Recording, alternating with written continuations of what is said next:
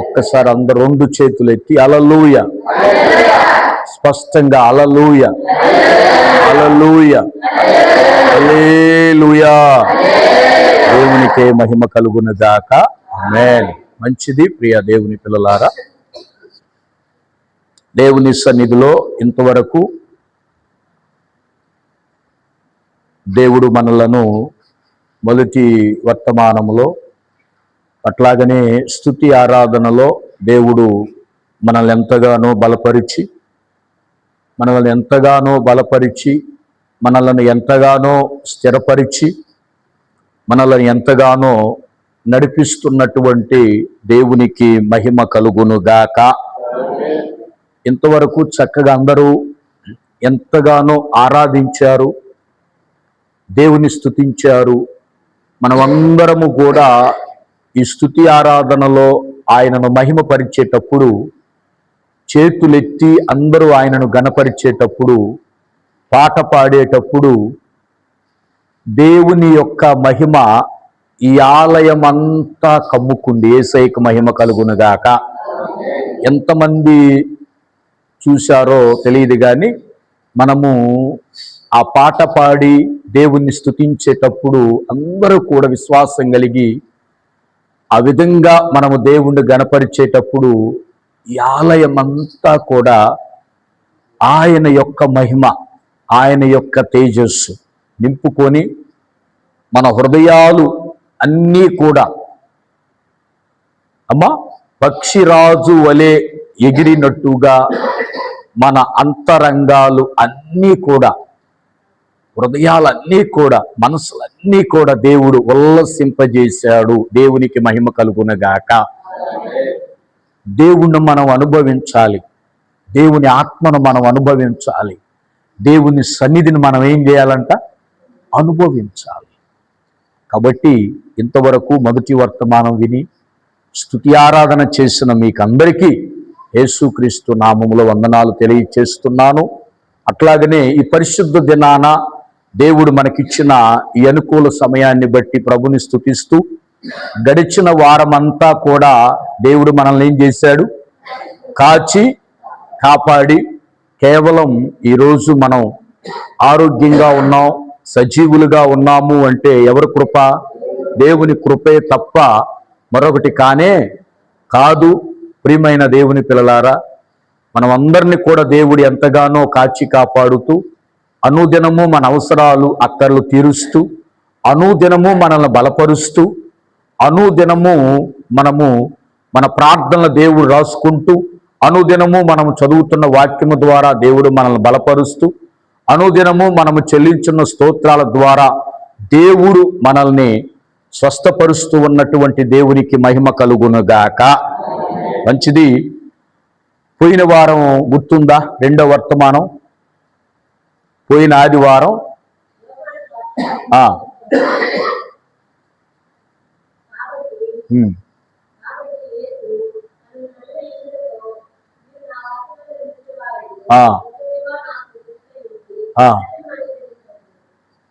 చాలు. దేవుని సన్నిధిలో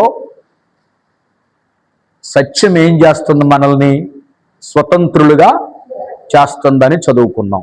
ఎంతమంది గుర్తుంది ఈ మాట? అందరికి గుర్తుంది కదా? స్తోత్రం చెప్పండి. సత్యం మనల్ని ఏం చేస్తుంది? స్వతంత్రులుగా చేస్తుంది. సత్యం మనల్ని స్వతంత్రులుగా చేస్తుంది. దేవుని వాక్యము స్వతంత్రులుగా చేస్తుంది. అక్కడ అన్నాడు, పాపము చేయువాడు పాపానికి దాసుడు. పాపము చేయువాడు దేనికి దాసుడు? పాపానికి దాసుడు. సత్యము చేయువాడు సత్యానికి దాసుడు. అంటే మనం ఏదైతే చేస్తామో దానికి మనం ఏమవుతాం? దాసులం అవుతాం. ప్రభు సేవ చేస్తున్నాం, ఏమవుతాం? మనం ప్రభుకి దాసులం అవుతాం. దయ్యానికి సేవ చేస్తుంటే దయ్యానికి దాసులం అవుతాం. సాతానుకి సేవ చేస్తుంటే సాతానికి. ఇప్పుడు ఒక ఇంటి యజమానికి మనం జీతం చేస్తున్నాం అనుకో, ఎవరికి దాసులం అవుతాం? ఎవరి కింద అయితే మనం జీతానికి ఉన్నామో వాళ్ళకి ఏమవుతాం? వాళ్ళు చెప్పినట్టు మనం చేస్తాం. మన మీద వాళ్ళకి అధికారం ఉంటుందా లేదా? ఉంటుంది కదా. అట్లాగనే పోయిన వారం అక్కడ ఒక స్త్రీని జ్ఞాపకం చేశాడు. స్త్రీని గురించే చెప్పాడు. అమ్మా, సమరయ స్త్రీ వేరు, 8వ అధ్యాయంలో ఉన్న స్త్రీ వేరు. మళ్ళా వాళ్ళిద్దరు ఒకటి కాదు. వ్యభిచారమందు పట్టబడిన స్త్రీ అని అక్కడ రాయబడింది 8వ అధ్యాయంలో. 4వ అధ్యాయంలో ఏమని రాశాడు? సమరయ స్త్రీ అని రాశాడు. 4వ అధ్యాయంలోనేమో సమరయ స్త్రీ, 8వ అధ్యాయంలోనేమో ఆమె పేరు రాయలా. ఇక్కడ సమరయ స్త్రీ అంటే ఆ పట్టణం పేరు రాశాడు, కానీ ఆమె పేరు చెప్పలా. ఇక్కడ కూడా ఆమె పేరు చెప్పలా. ఆమె చేసిన పాపాన్ని బట్టి ఆమెను పిలిచాడు. దానియేలు గారు, నెబుకద్నెజర్ రాజు గారు దానియేలు గారిని ఏమని పిలిచాడో తెలుసా? ఎవరు చెప్తారు? గట్టిగా స్తోత్రం చెప్పండి. సహోదరి జ్ఞాపకం చేసుకుంది. రాజుగారి అక్కడికి వచ్చాడు, బోన్ దగ్గరికి వచ్చాడు. జీవము గల దేవుణ్ణి సేవిస్తున్న దానియేలు అన్నాడు. అంటే దానియేలు ఎవరిని సేవిస్తున్నాడో ఆ పని పిలిచాడు. చూడండి, ఇక్కడ ఈమె పాపం చేస్తుంది, వ్యభిచారం చేస్తుంది కాబట్టి వ్యభిచారమందు పట్టబడిన స్త్రీ అన్నాడు. ఈ పిలుపుకి ఆ పిలుపుకి ఎంత తేడా ఉందమ్మా? ఏది చెప్పండి శ్రేష్టమైన పిలుపు? దానియేలు పిలిచిందా, ఈ స్త్రీని పిలిచిందా? దానియేలుని ఏమని పిలిచాడు? జీవము గల దేవుణ్ణి సేవించుచున్న దానియేలు అన్నాడు. ఈ స్త్రీని ఏమన్నాడు? వ్యభిచారమందు పట్టబడిన. చూడండి ఎంత తేడా ఉంది ఆ పేరుకి ఈ పేరుకి. అందుకనే పోయిన వారం సత్యం మనల్ని స్వతంత్రులుగా చేస్తుంది, సత్యం మనల్ని విడిపిస్తుంది అనే మాట మనం చదువుకున్నాం. మంచిది. మనం యుద్ధంలో ఉన్నాం, అది మాత్రం మర్చిపోవద్దు. యుద్ధం ఇప్పుడల్లా ముగించబడదు. యుద్ధంలో యుద్ధం. ఏ యుద్ధం అమ్మా? అంతరంగ. ఏ యుద్ధం అయ్యా? అంతరంగ యుద్ధం. బాహ్య యుద్ధం కాదు నేను చెప్పేది, అంతరంగ యుద్ధం. ఆ యుద్ధంలో ఒక భాగం అయిపోయింది, సత్యం అనే భాగం అయిపోయింది. సత్యం అనే బెల్టు కావాలన్నాడు దేవుడా. సత్యాన్ని గురించి 2 నెలలు మనం ధ్యానించాం. సత్యం అంటే ఏంటో, సత్యం ఏం చేస్తుందో, సత్యం అంటే అర్థం ఏంటో, సత్యాన్ని నమ్ముకున్న వాళ్ళు ఎట్లాగున్నారో, సత్యం నిలబెట్టిద్ది యుద్ధంలో అన్న సంగతి 2 నెలలు చదువుకున్నాం. ఇప్పుడు సర్వాంగ కవచములో 2వ భాగంలోకి వద్దాం. ఎఫెసీ పత్రిక 6:14 చూడండి. అది మాత్రం ఎఫెసీ పత్రిక మర్చిపోవద్దు. ఏలగనగా మీ నడుమునకు సత్యమనే దట్టి కట్టుకొని నీతి అనే మైమరువును తొడుగుకొని. చాలు చాలు. సత్యమనే దట్టి అయిపోయిందా లేదా? సత్యాన్ని గురించి ఇప్పుడు ఇంకొక భాగం వచ్చాం, ఇంకొక అవయవం వచ్చింది ఇక్కడికి. ఏంటిది? తర్వాత నీతి అనే మైమరువు తొడుక్కోవాలి. ఏం తొడుక్కోవాలో చెప్పండి. అందరూ అనండి, అందరూ అనండి. విమలమ్మ అంటలాను, ఎక్కడో ఉన్నావు, ఎక్కడో ఆలోచిస్తున్నావు. అందరు ఇక్కడే ఉండండి, ఎక్కడికి వెళ్ళొద్దు. నా దగ్గరే ఉండండి, ప్రభు దగ్గరే ఉండండి, ఇక్కడే ఉండండి. దేని గురించి చదువుకుంటున్నావు? దేవుని నీతి. ఏ నీతి? దేవుని నీతి మనం ధరించాలి అనేది మనం చదువుకుందాం ఈ వారం. మైమరువు అంటే అర్థం ఏంటో తెలుసా? నీతి అనే మైమరువు. మైమరువు అంటే చొక్కా లాంటిది అని అర్థం. చొక్కా, కవచం. కవచం. ఉక్కు కవచం ఎంతమంది చూశారు? ఉక్కు కవచం ఎంతమంది చూశారు? ఉక్కు కవచం. బుల్లెట్ ప్రూఫ్ తెలుసు. బుల్లెట్ ప్రూఫ్ జాకెట్ ఉంటుంది. బుల్లెట్ ప్రూఫ్ జాకెట్ ఉంటుంది. జాకెట్ అంటే స్త్రీలు వేసుకునేది కాదు. బుల్లెట్ ప్రూఫ్ అంటే ఇక్కడి నుంచి ఇక్కడ దాకా లోపల బుల్లెట్ చొక్కా వేసుకొని పైన వస్త్రాలు వేసుకుంటారు. ఒకవేళ పొరపాటున ఎవరైనా చూడండి ఈ ఈ ఈ కాళ్ళకి చేతులకు గాల్చినా బతుకుతాడు, ఇక్కడ గుండెకి గాలిస్తే. అందుకనే ఈ గుండె వరకు ఏం చేస్తారో తెలుసా, కొంతమంది పెద్ద పెద్ద వాళ్ళు ఉక్కు చొక్కా వేసుకుంటారు. ఉక్కు చొక్కా అంటే లోపల కవచం ఉంటది, పైన మామూలు వస్త్రాలు కట్టుకుంటారు. ఒకవేళ పిస్టల్తో పేల్చిన బుల్లెట్ ఆ ఉక్కు వస్త్రానికి దగ్గర ఏమైంది, వెనక్కి రివర్స్ వస్తుంది. స్తోత్రం చెప్పండి, గట్టిగా స్తోత్రం చెప్పండి. దేవుడు ఏమన్నాడు, ఈ యుద్ధములో ఎవరితో యుద్ధం? సాతానుతో యుద్ధం. ఈ సంవత్సరం మరిచిపోవద్దు మీరు. ఈ సంవత్సరం యుద్ధమే మనకి. ఎవరితో యుద్ధం? ఎవరితో యుద్ధం మనకి? ఎవరితో యుద్ధం మనకి? సాతానుతో యుద్ధం జరుగుతుంది. ఈ యుద్ధంలో నీతి అనే మైమరువు మనం ధరించాలి. మనం గెలవాలి అంటే నీతి అనే మైమరువు ధరించాలి. స్తోత్రం చెప్పండి, హల్లెలూయా. చూడండి, దేవుని నీతి మనకెంతైనా అవసరం. దేవుని నీతి మనకెంతైనా అవసరం. ప్రియమైన దేవుని పిల్లలారా, దేవుని నీతి నిజాయితీగా మనం ఈ లోకంలో జీవించాలి. ఎట్లాగా జీవించాలమ్మా? నీతిగా, నిజాయితీగా, ఇంకా న్యాయంగా మనము నీతిగా నిజాయితీగా మనము జీవిస్తూ ఉండాలి. మనము అన్యాయంగా, అవినీతిగా, నిజాయితీ లేని బ్రతుకు గనక మనం జీవిస్తూ ఉంటే సాతాను మన మీద గెలుస్తాడు. సాతాను మన మీద గెలుస్తాడు. జాగ్రత్తగా వినండి. మనం అనేక స్థలాలకు వెళ్తున్నావా లేదా? అమ్మా, మనం ఇంట్లోనే కూర్చుంటావా? ఇంట్లోనే కూర్చునే వాళ్ళు చేయొద్దండి, ఒక్క ముసలోడు తప్ప. అందరూ మనం ఎక్కడికి వెళ్ళాలి? పని బాటలకు వెళ్ళాలి, ఉద్యోగాలకు వెళ్ళాలి, బయటకు వెళ్ళాలి. అయ్యా, పని చేసుకొని రావాలి గనక ఏ స్థలంలోకి పోయినా, ఏ ప్రాంతానికి పోయినా, ఎక్కడున్నా, ఉన్నా లేకపోయినా, మన జీవితంలో ఏది ఉన్నా లేకపోయినా, ఏది మనం విడిచిపెట్టకూడదో తెలుసా? దేవుని నీతిని మనం విడిచిపెట్టకూడదు అని దేవుని వాక్యం మాట్లాడుతూ ఉంది. ఎందుకండి ఈ నీతి మనకంటే? ఆ నీతి అనే కవచం మనకు లేకపోతే, ఆ నీతిగా మనం ఉండకపోతే, నిజాయితీగా మనం ఉండకపోతే ఏమవుతుందో చెప్పమంటారా? దుష్టుడు ఏం చేస్తాడో తెలుసా? అగ్ని బాణాలు వేస్తాడంట. ఏ బాణాలు? ఇదే వచనములో, ఇదే అధ్యాయములో 16వ వచనం చూడండి.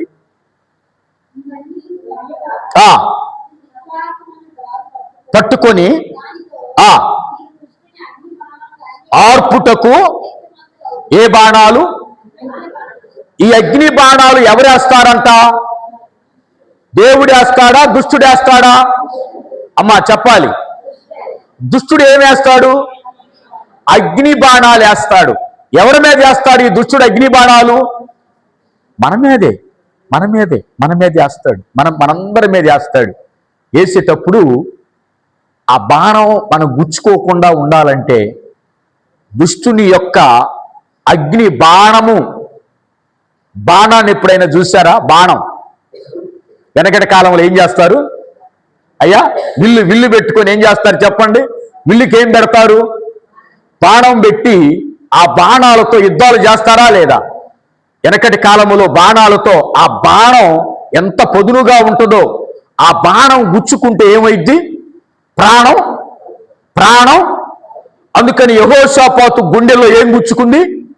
బాణం గుచ్చుకుంది. ఎక్కడో తెలుసా? ఇక్కడ బాణం గుచ్చుకునేసరికి యెహోషాపాతు ప్రాణం కూడా విలవిలలాడి ఆ బాధ భరించలేక తన కత్తి మీద తానే ఎంత భయంకరమైన స్థితిలోనికి వెళ్ళాడో చూడండి. ఈ బాణం చాలా పొదును కలిగింది. దేవుని స్తోత్రం చెప్పండి. అందుకనే సాతానుడు ఏం వేస్తాడంట మన మీద? వాడి బాణాలు మనకు తగలకుండా ఉండాలి అంటే దేవుడు ఏమన్నాడు? దేవుని నీతి అనే కవచాన్ని మనం ధరించుదుముగాక. ప్రియమైన దేవుని పిల్లలారా, దేవుని నీతి మనల్ని కాపాడుతూ ఉంటుంది. ఇన్నిటికీ ఆ నీతి ఎవరో చెప్తా. తీయండి 1 కొరింథీ చూడండి. దేవుని నీతి ఎవరో 1 కొరింథీ అందరూ తీయండి. 1 కొరింథీ 1వ అధ్యాయం చూడండి అందరూ. కొరింథీలకు వ్రాసిన పత్రిక 1వ అధ్యాయము 1వ అధ్యాయములో 1వ అధ్యాయము 31వ వచనం చూడండి. 31వ వచనం, అతిశయించువాడు ప్రభువునందే అతిశయింపవలెను అని వ్రాయబడినది నెరవేరునట్లు దేవుని మూలముగా ఆయన మనకు జ్ఞానమును నీతియు పరిశుద్ధతయు విమోచనయు ఆయను. దేవుని స్తోత్రం చెప్పండి. ఈ మాటకి అందరు చెప్పట్లేదు ఏందమ్మా? ఏంది ఇంకా అందరు చెప్పట్లేదు? 2 చేతులు ఎత్తి గట్టిగా చెప్పట్లేదేంటి? స్పష్టంగా చెప్పట్లేదేంటి? దేవునికి మహిమ కలుగునుగాక. దేవుని సన్నిధిలో ఆయన ఏమంటున్నాడు? మనకు యేసుక్రీస్తు ఏమై ఉన్నాడు? మనకు యేసుక్రీస్తు ఏమై ఉన్నాడమ్మా?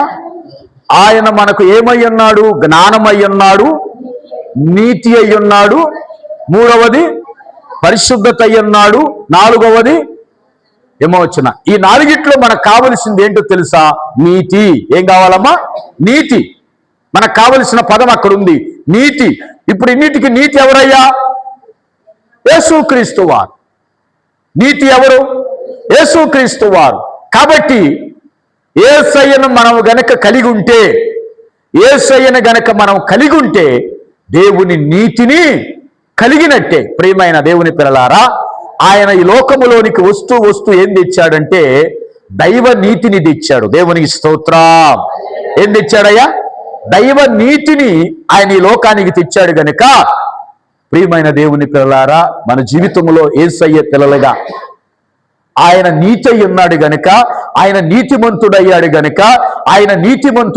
గనుక మనం కూడా ఎట్లాగుండాలి? నీతిమంతులముగా ఉండాలి. మన జీవితాల్లో ఎక్కడ అవినీతికి తావుండకూడదు. ఇక్కడ ఎవరో లేరు కదా, ఈ ప్రాంతంలో ఎవరో లేరు కదా, ఇక్కడ ఈ పట్టణంలో ఎవరో లేరు కదా, నేనొక్కదాన్నే ఏమైద్ది, పొరపాటు చేస్తే ఏమైద్ది అని మనం నీతి తప్పామనుకో, ఆ స్థలములో ఆ ప్రాంతంలో నీతి తప్పామనుకో, ఆ క్షణములో నీతి తప్పామనుకో, సాతాను చేతిలో ఏమవుతాం? మనం చిక్కుతాం. ఏమవుతాం? చిక్కుతాం. సాతానికి మనం ఏమవుతాం? బానిసలం అవుతాం. అందుకని వాడు ఏం చేస్తాడో తెలుసా? నువ్వెక్కడ నీతి తప్పుతావో, నువ్వెక్కడ అన్యాయముగా ప్రవర్తిస్తావో వాడు కనిపెడతా ఉంటాడు. అందుకని దేవుడు అన్నాడు, యుద్ధములో నీవు గెలవాలి అంటే నీతి నిజాయితీని అనుసరించు. దేవుని స్తోత్రం. పరిశుద్ధ గ్రంథములో ఒక నీతిమంతుడి మీదకి, అమ్మా వినండి, చిన్నతనము నుంచి నీతిగా జీవించాడంట ఆ భక్తుడు. చిన్నతనము నుంచి నీతిగా జీవించాడంట ఆ భక్తుడు. కానీ తన భార్య మీదకి, తన బిడ్డల మీదకి దుష్టుడు ఏం వేశాడు? అగ్ని బాణాలు వేశాడు. ఎవరమ్మా ఆయన? యోబు గారు. ఏమండి, ఎంత నీతిమంతుడండి! చదువుదామా? తీయండి, యోబు గ్రంథం తీయండి. ఎంత నీతిమంతుడో ఆయన. చూడండి, దేవుని నీతిని కలిగి జీవిస్తున్నాడు. ఆ నీతిమంతుడు గెలిచాడా, ఓడిపోయాడా? చివరికి గెలిచాడు. స్తోత్రం చెప్పండి, రెడీగా స్తోత్రం చెప్పండి. తీద్దాం అందరూ. యోబు గ్రంథం తీయండి ఒకసారి అందరూ కూడా. ఆయన ఎలాంటి వాడు? యోబు అనే భక్తుడు ఎలాంటి వ్యక్తి అనేది మనం బైబిల్ గ్రంథంలో చూసినప్పుడు ప్రియమైన దేవుని పిల్లలారా, మొదటి వచనాన్ని చూద్దామా? మొదటి వచనం, యోబు మొదటి వచనం, ఊజు దేశమందు యోబు అని ఒక మనుష్యుడుండెను. అతడు యథార్థవంతుడు, న్యాయవంతుడు, దేవుని యందలి భయభక్తులు కలిగి చెడుతనమును, గట్టిగా స్తోత్రం చెప్పండి, గట్టిగా స్తోత్రం చెప్పండి. చూడండి, ఈయన ఎలాంటి వ్యక్తి? యోబుని గురించి మోషే గారు రాస్తున్నారు. మోషే గారు మరి ఇంకా చాలా మంది భక్తులు రాస్తున్నారు యోబు గారి గురించి. ఎలాంటి వాడు ఆయన? అమ్మా, ఎలాంటి వాడు? యథార్థవంతుడు, న్యాయవంతుడు, దేవుని యందలి భయభక్తులు కలిగి చెడుతనమును. దేవునికి స్తోత్రం చెప్పండి. ఈయన ఎలాంటి వ్యక్తి అండి? యథార్థవంతుడు, న్యాయవంతుడు. న్యాయం అంటే అర్థం ఏంటి? అందరికీ న్యాయం తీర్చేవాడు, ఎవరికి అన్యాయం జరగనిచ్చేవాడు కాదు. నీతిమంతుడు, అమ్మా, యథార్థవంతుడు. ఎంత మంచి వ్యక్తి! దేవుని నీతిని కలిగి జీవిస్తున్నటువంటి వ్యక్తి. ఇతని జీవితం ఎంతో సంతోషంగా కొనసాగుతూ ఉంది, ఎంతో హ్యాపీగా ఉంది. చక్కగా పిల్లలు ఎదుగుతున్నారు, ఆస్తి పెరుగుతుంది, అమ్మా, సంపద పెరుగుతుంది, చక్కగా మంచి ఆత్మీయతలో ఉన్నారు. కానీ వెంటనే సాతాను ఏమేశాడు? అమ్మా, కుటుంబం మీద ఏమేశాడమ్మా? ఎదుగుతూ ఉన్నటువంటి సమయంలో, హ్యాపీగా ఉన్నటువంటి సమయంలో, సంతోషంగా ఉన్నటువంటి సమయంలో దుష్టుడు ఏమేశాడు? అగ్ని బాణాలు వేశాడు. ప్రియమైన దేవుని పిల్లలారా, భార్యాభర్తల్లో భార్య ఏమన్నది? అన్యాయంగా మాట్లాడింది. ఎట్లాగా మాట్లాడింది? దేవుణ్ణి దూషించి.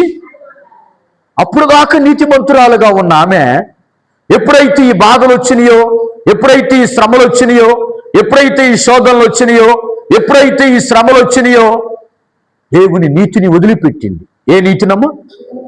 దేవుని యథార్థతను వదిలిపెట్టింది. దేవుణ్ణి దూషించింది, దేవుణ్ణి అసహించుకుంది, దేవుణ్ణి త్రోసివేసింది, దేవుణ్ణి నెట్టివేసింది. కానీ యోబు గారు ఏం చేశాడు?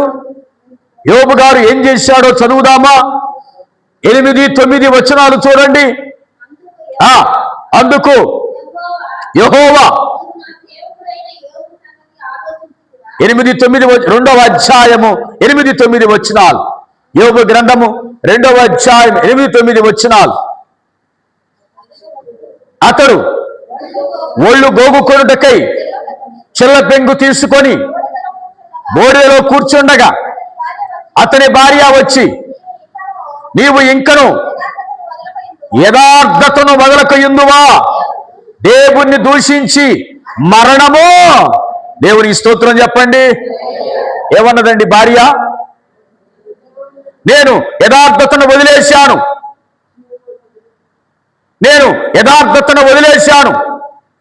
యథార్థత అంటే నీతి, దేవుని నీతి, దేవుని న్యాయాన్ని నేను వదిలేశాను. నీవు కూడా వదిలేసి దేవుణ్ణి దూషించి చచ్చిపో. నీ ప్రార్థన ఇందాకది ఇచ్చింది, ఇప్పుడు దాకా నీ ప్రార్థన చేసి చేసి చేసి చేసి చేసి ఈ రకంగా సమస్యలు తెచ్చిపెట్టావు. చూడండి, కానీ యోబు గారు అన్నీ పోయినా ఇష్టపడ్డాడు.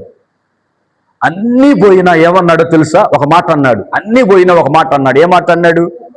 యెహోవా ఇచ్చెను, యెహోవా తీసుకున్నాడు. ఇందులో దేవుని పొరపాటు ఏమీ లేదు, దేవుని యొక్క పొరపాటు ఏమీ లేదు. కానీ యథార్థతను మాత్రం నేను వదలను. మొదటిలో దేవుడు ఆశీర్వదించినప్పుడు ఏ యథార్థంగా ఉన్నానో నేను మరణించేంత వరకు, ఎప్పటి వరకమ్మా? నేను మరణించేంత వరకు అదే యథార్థతను కలిగి ఉంటాను. ఈ మాట గట్టిగా చప్పట్లు కొడదామా? గట్టిగా. దేవుడు చూడండి ఎంతగా ఈయన దేవుణ్ణి ఆశ్రయించాడో, ఎంతగా దేవుణ్ణి స్తుతించాడో, ఎంతగా దేవుణ్ణి గణపరిచాడో. తన యథార్థతను వదలకుండా స్నేహితులు వచ్చారు, 3 స్నేహితులు వచ్చారు. వాళ్ళు కూడా అన్నారు. వాళ్ళు కూడా ఏమన్నారు? నువ్వేదో పాపం చేశావేమో, నువ్వేదో పొరపాటు చేశావేమో,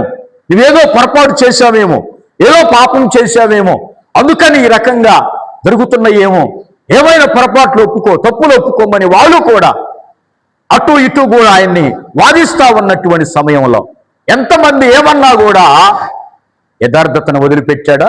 అమ్మా, నీతిని వదిలిపెట్టాడా? లేదు. ఆయన ఒక మాట అన్నాడు, చెప్పావు ఒకసారి మీకు, యోబు గ్రంథంలో ఉంది, నా శర్మము, చెప్పాలి, నా శర్మము, అందరానండి, నా శర్మము, అందరానండి, నా శర్మము చీకిపోయినను నేను దేవుని ఎదుట యథార్థంగా బ్రతుకుతా. చూడండి ప్రియమైన దేవుని పిల్లలారా, ఈ శరీరం అంతా కూడా దేనితో గీక్కుంటున్నాడు? శిల్ల పెంకు. ఏ పెంకు? శిల్ల పెంకుతో ఇట్లాగా గీక్కుంటున్నాడు. శరీరం అంతా ఇన్ఫెక్షన్ వచ్చేసింది, శరీరం అంతా గాయాలు వచ్చేసినాయి, శరీరం అంతా కూడా పాయిజన్ అయిపోయింది. సాతానుడు గమనించండి, చూడండి, ఆ శరీరం మీద వేశాడు బాణం, భార్య మీద వేశాడు, పిల్లల మీద వేశాడు, మేకల మీద వేశాడు, అన్నిటి మీద వేశాడు, అన్నీ పడిపోయినాయి. కానీ యోబు గారు మాత్రం ఎందుకో తెలుసా? ఎందుకని ఆయన పడిపోకుండా నిలబడ్డాడు? ఆయన ధరించుకుంది ఏంటో తెలుసా? నీతి అనే చొక్కా. దేవునికి స్తోత్రం చెప్పండి, దేవునికి స్తోత్రం చెప్పండి. చూడండి, ఆయన ఏం ధరించుకున్నాడో తెలుసా? యథార్థతను వదిలిపెట్టలా, యథార్థతను వదిలిపెట్టలా. ప్రియమైన దేవుని పిల్లలారా, ఆ భక్తిని వదిలిపెట్టలా. అందుకనే తేమానీయుడైన ఎలీఫజ్ అనే ఒక స్నేహితుడు ఒక మాట అన్నాడంట. చదువుదాం ఆ మాట. 4వ అధ్యాయం చూడండి. 4వ అధ్యాయంలో 6వ వచనాన్ని చూద్దాం. నీ భక్తి నీకు ధైర్యాన్ని కలగజేయదా? నీ యథార్థ ప్రవర్తన నీ నిరీక్షణకు ఆధారము కాదా? జ్ఞాపకము చేసుకొనుము. నిరపరాధి అయిన ఒకడు ఎప్పుడైనను నశించిన, యథార్థవంతులు ఎక్కడైనా నిర్మూలమైనా, నేను చూసినంత వరకు అక్రమమును దున్ని కీడుని విత్తువారు దానినే కోయుదురు. దేవునికి స్తోత్రం చెప్పండి. ఎవరంటున్నారు ఈ మాట? చెప్పాలి. ఎలీఫజ్. అందరూ అనండి, ఎఫజ్. అందరూ ఎలీఫజ్. అందరూ అంటలా ఎఫజు. అమ్మా కుర్చీలో వాళ్ళు ఎఫజు. ఎలీఫజ్ అనే ఒక ఫ్రెండ్ ఉన్నాడు యోబు గారికి. ఏమ్మా? ఎలీఫజ్. అనమ్మా ఎలీఫజ్. ఎవరైనా? ఎలీఫజ్ అనే స్నేహితుడు ఉన్నాడు. ఆ స్నేహితుడు అంటున్నాడు, ఏమంటున్నాడో తెలుసా? యోబు గారు, నువ్వు ఎంత భక్తిపరుడువయ్యా. దేశం అంతా నీ భక్తిని చూశారు కదా, దేశం అంతా నీ యథార్థతను చూస్తున్నారు కదా. ఊజు దేశంలో, ఏ దేశం ఈయన ఉంది? ఏ దేశంలో ఉన్నాడు చెప్పండి? ఊజు అనే దేశం. బూజు కాదు, ఊజు. అందరానండి. ఊజు దేశంలో నీ భక్తి అందరికి తెలిసింది కదయ్యా. ఒకప్పుడు అనేకులకు బుద్ధి నేర్పావు నువ్వు. ఏమి నేర్పావు? చదువుదామా? 3వ వచనం చదవండి. 3వ వచనం. అనేకులకు యోబు గారు ఏమి నేర్పాడు అమ్మా? యోబు గారు ఏమి నేర్పాడు అనేకులకు? ఇంకా బలహీనమైన చేతులను బలపరిచిన వాడవు, నీ మాటలు తొట్టిళ్ళు వానిని ఆదుకొని ఉండెను, కృంగిపోయిన మోకాలు కలిగిన వారిని నీవు బలపరిచితివి. అయితే ఇప్పుడు నీకు శ్రమ కలగగా నీవు దుఃఖాక్రాంతుడవైతివి, అది నీకు తగలగా. స్తోత్రం చెప్పండి, గట్టిగా స్తోత్రం చెప్పండి. ఒకప్పుడు యోబు ఏం చేశాడమ్మా? మీరు చదివారు. ఇప్పుడు అనేకులకు బుద్ధి చెప్పాడు, అన్యాయంగా ఉన్న వారికి న్యాయంగా ఉండండి అని చెప్పాడు. కృంగిపోతున్న వారిని, ఎందుకయ్యా మీరు కృంగిపోతారు, మీరు బలపరిచాడు. కృంగిపోయిన మోకాలని బలపరిచాడు, శ్రమలో ఉన్న వారిని ఓదార్చాడు. ఇప్పుడు ఓదార్చిన ఆయనకి ఏమొచ్చినాయి? స్తోత్రం చెప్పండి. ఒకప్పుడు యోబు గారు ఏం చేశారమ్మా? అయ్యా పరుశురావు, కళ్ళు మూయద్దయ్యా. నేను ఒకప్పుడు ఏం చేశాడు? ఇతరులకు ఏం చెప్పాడమ్మా? బుద్ధి చెప్పాడు. ఇతరులు ఏం చేశాడు? బలపరిచాడు కదయ్యా. ఇతరులను బలపరిచాడు, ఇతరుల కోసం ప్రార్థన చేశాడు, ఇతరులకి కోసం ప్రార్థన చేశాడు, ఇతరులను బలపరిచాడు. శ్రమ వచ్చినప్పుడే ఇతరులను ఆదుకున్నాడు. మరి ఇప్పుడు ఈయనకేమొచ్చింది? ఎదుటివారు శ్రమలో ఉన్నప్పుడు ఓదార్చిన ఆయనకి ఇప్పుడేమొచ్చినాయి? ఇప్పుడు ఆయన అంటాడు, ఫ్రెండు, ఒకప్పుడు ఇతరులను ఓదారిstiవే, ఇతరులు నువ్వు ధైర్యంగా ఉండమని చెబితివే, మరి ఇప్పుడు ఆ ధైర్యం ఏమైంది నీకు? లాజిక్ అర్థమైందా? దేవుని స్తోత్రం చెప్పండి. ఒకప్పుడు నువ్వు బలపరిచావే, ఇప్పుడు ఎవరైనా మనం ఇతరులకు చెప్పటం ఈజీ. ఇతరులకు ఏం చెబుతాం మనం? అమ్మా ఎందుకు భయపడతావు నువ్వు? అసలు ఎందుకు భయపడతావు? అలాగుండు నువ్వెందుకు భయపడతావు? ఇదిగో దేవుని వాక్యం అని మనం చెప్పటం మాత్రం ఉలిక్యమంటే చెయ్యిటి వచ్చింది. ఎటమ్మా నువ్వెందుకు భయపడతావు చెప్పటం ఈజీ. అటు వెళ్ళిని చెయ్యి కొన్ని సందర్భాలు ఎటొస్తుంది? మరి అదే శ్రమ మనకొస్తే మనం కుంగిపోయామనుకో, ఆమెమంటది? ఎవరు? అర్థం కావట్లా మీకు? ఒకప్పుడు నువ్వు బలపరిచినావా, ఇప్పుడు నీకు ఆ శ్రమ వస్తే నువ్వు కుంగిపోతే ఆమెమంటది? ఒకప్పుడు నన్ను బలపరిచావు కదమ్మా, ఒకప్పుడు నాకు చెప్పావు కదమ్మా, ఒకప్పుడు నాకు బుద్ధి చెప్పావు కదమ్మా, ఒకప్పుడు నా కోసం ప్రార్థన చేశావు కదా, నన్ను నిలబెట్టావు కదా, ఇప్పుడు నీకొస్తే నువ్వెందుకు కురిగిపోతున్నావు? దేవుని స్తోత్రం. యోబు గారిని కూడా ఎలీఫజు ప్రశ్నించాడు. చెప్పటం ఈజీ, దాన్ని మనం పాటించేసరికే వామ్మో ఆ రోజు చెప్పటానికి చెప్పే కానీ పాస్టర్ గారు ఈ బాధ ఇట్లా ఉంటుందని నాకు తెలిస్తే, అమ్మో ఇంత బాధ, ఇంత ఓర్చుకోవాలా, ఇంత శ్రమ పడాలా, ఇంత కష్టపడాలా. గమనించండి, దుష్టుడు ఎక్కడైనా ఎంత నీతిమంతుడికైనా వాడు ఏం చేస్తాడు? బాణాలు వేయటం కంపల్సరీ. అందుకని తిమోతిలో ఒక మాట ఉంది, క్రీస్తు నందు సద్భక్తితో జీవించు వారందరూ హింసలు పొందక తప్పదు అన్నాడు తిమోతితో. పౌలు గారు అనుభవించాడు ఆ బాధలు, ఆ హింసలు పౌలు గారు అనుభవించి సేవలో ఉన్న తిమోతితో అంటున్నాడు, తిమోతి కొన్ని సార్లు నీకు శ్రమలు వస్తాయి, తప్పదు అంటున్నాడు. దేవునికి స్తోత్రం చెప్పండి. తప్పదు. ఏవి తప్పదు? శ్రమలు తప్పు, బలహీనతలు తప్పు, బాధలు తప్పు. అయితే ఆ బాధల్లో కూడా యోబు గారు ఏం చేశాడో తెలుసా? యోబు గారు తట్టుకోలేని శ్రమలు వచ్చినప్పుడు దేవుని సన్నిధిలో మోకరించి ప్రార్థన చేసి యథార్థతను వదలకుండా, అమ్మా నీతిని విడిచిపెట్టకుండా అట్లాగనే ఉన్నాడు గనుక చివరి అధ్యాయంలో ఏం జరిగిందో తెలుసా? దుష్టుడు ప్రయత్నం చేసి వాడి దగ్గర ఉన్న బాణాలన్నీ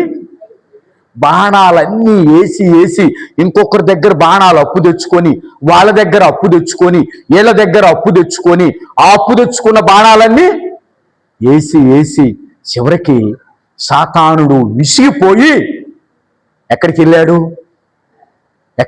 సాతానుడు విసిగిపోయి దేవుని దగ్గరికి పోయి, అయ్యా నా దగ్గర ఉన్న శాస్త్రం అంతా ప్రయోగించా, నా దగ్గర ఉన్న బాణాలన్నీ ప్రయోగించా, వాడెవడో గాని ఎంతున్నాడయ్యా, అయ్యా నేను ప్రపంచాన్ని గడగడలాడిస్తుంటే వాడు నన్ను గడగడలాడిచ్చింది.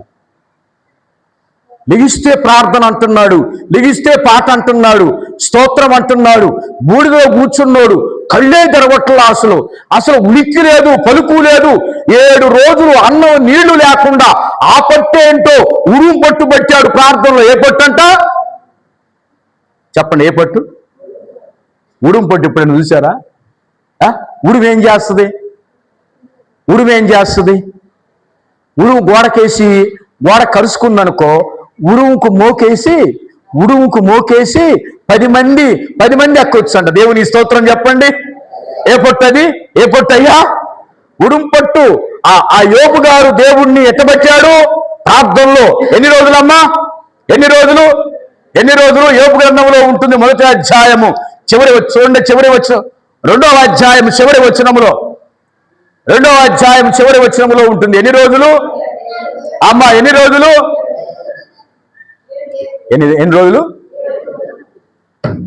దావీదు గారు గదిలో కూర్చుని ఎన్ని రోజులు? దావీదు గారు గదిలో కూర్చొని ప్రార్థన చేసింది 7 రోజులు. యోబు గారు గదిలో బూడిదలో కూర్చొని గోనె పట్ట కట్టుకొని ప్రార్థన చేసింది అమ్మా ఎన్ని రోజులు? కానీ స్నేహితులు ఎవ్వరేమనుకున్నా, నీకు భక్తి లేదా, నీకు విశ్వాసం లేదా, నీకు ధైర్యం లేదా అంటున్నా, ఆ మాటలకు యోబు గారు కుంగిపోలా. ఏం కావాలా? కుంగిపోలా. ఇంకా ధైర్యం తెచ్చుకొని, నా ప్రభువు ఉన్నాడు, నా దేవుడు ఉన్నాడు, నా విమోచకుడు ఉన్నాడు, నేను ఆయనను చూస్తా, నేను ఆయనను చూడాలి, ఈ శ్రమలో కూడా ఆయనను చూడాలి, ఆయనను కళ్ళారా చూడాలి, ఆయన మహిమ చూడాలి. అందుకనే దేవుడంట ఆ శ్రమలో, ఆ బాధల్లో ఉన్నప్పుడు దేవుడు ప్రత్యక్షమయ్యాడంట. ఎక్కడ ప్రత్యక్షమయ్యాడు తెలుసా? యోబు గ్రంథం ఎంతమంది చదివారు? యోబు గారికి ఎక్కడ ప్రత్యక్షమయ్యాడో తెలుసా? సుడి గాలిలో. అందరూ అనండి. ఏ గాలిలో? చెప్పాలి. ఏ గాలిలో? సుడి గాలి అంటే, సుడిగాలి ఎంతమంది చూశారు? చూసిన వాళ్ళు చేయత్తండి. సుడిగాలి చూసిన వాళ్ళు. సుడిగాలి ఏం చేసిద్దమ్మా? అక్కడక్కడే గిరా గిరా గిరా గిరా గిరా తిరిగి పైకి, అవసరమైతే మనిషిని కూడా. సుడిగాలి ఎంత బలమైందో తెలుసా? ఆ సుడిగాలిలో నుంచి యోబు గారితో మాట్లాడాడంట. ఇక దేవుడు మాట్లాడటం మొదలుపెట్టాడు. యోబు స్నేహితులు, యోబు గారు మాట్లాడి అలసిపోయిన తర్వాత దేవుడు ప్రారంభించాడు మాట్లాడటం. సుడిగాలిలో నుంచి ప్రారంభించాడు. ఎట్లాగా మాట్లాడాడు? అడవిని నువ్వు సృజించావా? మేకలు నువ్వు సృజించావా? గొర్రెలు నువ్వు సృజించావా? వాటిని సృజించావా? వీటిని సృజించావా? నీకు అసలు ఏమన్నా తెలుసా? సృష్టి విషయాలన్నీ, బంగారం ఎక్కడుందో తెలుసా? వెండి ఎక్కడుందో తెలుసా? గని ఎక్కడుందో తెలుసా అని మొదలుపెట్టాడు. మొదలుపెట్టిన తర్వాత ఇప్పుడు తీయండి 42వ అధ్యాయంలోనికి రండి. 42వ అధ్యాయము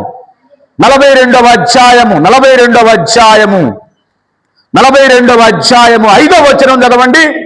ఇప్పుడు చివరిగా, వినికిడి చేత నిన్ను గురించిన వార్త నేను వింటిని, అయితే ఇప్పుడు నేను కన్నులారా నిన్ను చూసి తిని. దేవుని స్తోత్రం చెప్పండి. ఆ 6వ వచనం చదవమ్మా. కావున నన్ను నేను అసహించుకొని ధూళిలోను బూడిదలోను పడి పశ్చాత్తాపడుచున్నాను. దేవుని స్తోత్రం చెప్పండి. గట్టిగా స్తోత్రం చెప్పండి. యెహోవాయే. అందరు పాడదామా? నాకేమియోనో కొదోవగోనో, నాకేమియోనో. అందరూ పాడదామా? చెప్పండి గట్టిగా. యెహోవాయే నా కాపరిగా, నాకేమియోనో కొదోవగోనో, నాకేమియోనో కొదోవగోనో. పచ్చికగల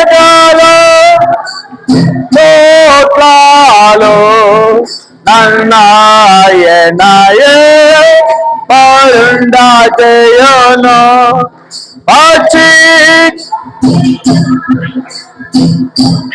చాలు నన్నాయనాయే పరుండాజయోనో. శాంతియుతమై జలములకు, శాంతియుత జలములకు నన్నాయనయే. పాడాలి, స్వరమెత్తి డబ్బులు కొడుతూ. నడిపించును యెహోవాయే నా కాపరిగా, నాకేమియును కొదవతును, నాకేమియును కొదవతును. హల్లెలూయా. యోబు గారు దేవుడు మాట్లాడాడు. దేవుడు మాట్లాడటం ప్రారంభించిన తర్వాత, ముగించిన తర్వాత దేవుడు అన్నీ చెప్పాడు. సృష్టిలో ఉన్న మర్మాలన్నీ చెప్పాడు. దేవుని మహిమను వివరించాడు. వివరించిన తర్వాత 6వ వచనంలో ఏమన్నాడు యోబు గారు? కావున నన్ను నేను ఎవరి మీద అసహ్యం పుట్టిందండి? భార్య మీద, పిల్లల మీద, దేవుడి మీద, ఎవరి మీద పుట్టింది యోబు గారికి అసహ్యం? ఆయన మీద ఆయనకే అసహ్యం వేసింది. ఎందుకు వేసింది? అయ్యా, నువ్వు చెప్పిన తర్వాత, నీవు ప్రత్యక్షమైన తర్వాత నాలో ఉన్న పాపం ఏంటో నాకు అర్థమైంది, నాలో ఉన్నటువంటి అతిశయం ఏంటో నాకు అర్థమైంది, నేను ఇంకా ఏ విధంగా ఎదగాలో నాకు అర్థమైంది. నన్ను క్షమించయ్యా, నా పొరపాట్లను క్షమించయ్యా, నా పొరపాట్లను క్షమించయ్యా. చూడండి, ప్రార్థన చేయటం ప్రారంభించాడు. దేవుని స్తోత్రం చెప్పండి. మా ఏం చేయటం ప్రారంభించాడు యోబు గారు? అమ్మా, యోబు గారు ఏం చేయటం ప్రార్థన చేశాడు? ప్రార్థన చేయటం ప్రారంభించాడు. అందరి కోసం ప్రార్థన చేస్తున్నాడు. కానీ దేవుడు మాట్లాడినా, ఎన్ని శ్రమలు వచ్చినా, ఎన్ని కష్టాలు వచ్చినా యోబు గారు చెప్పని దేనిని విడిచిపెట్టలా? అమ్మా, దేని విడిచిపెట్టలా? యథార్థతను విడిచిపెట్టలా. దేవుని నీతి అనే మైమరువు దొడుక్కోమన్నాడు యుద్ధంలో. ఇప్పుడు యుద్ధం ఎవరికి జరుగుతుంది? యోబు గారికి, సాతానుకు. అందరూ అనండి అమ్మా, విజయమ్మ. యుద్ధం ఎవరెవరికి జరుగుతుంది? యోబు గారికి, సాతానుకి. యుద్ధంలో భార్యాభర్తలు పాల్గొన్నారు. యుద్ధంలో ఎవరు గెలిచారు? భర్త, భార్య? భార్య ఓడిపోయింది. భర్త నిలబడ్డాడు. సాతాను ఓడిపోయిందా లేదా?